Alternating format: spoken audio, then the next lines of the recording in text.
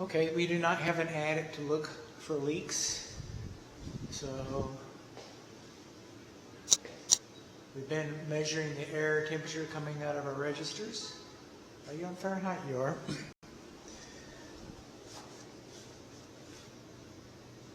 Over here is where the HVAC system is and the indoor air handler return plenum.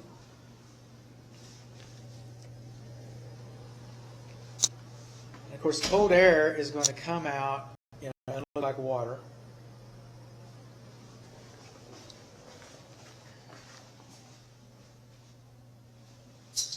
I've got another picture inside this plenum. This plenum is supposed to be lined with a metal pan or a listed pan for the purpose, and it's not, and it wasn't required 20 years ago. Okay? It was installed in 2007.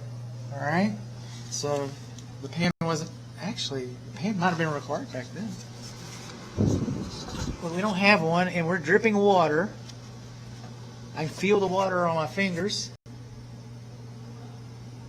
If we look up underneath here, we can see water at the bottom. We're leaking water down into our return air plenum.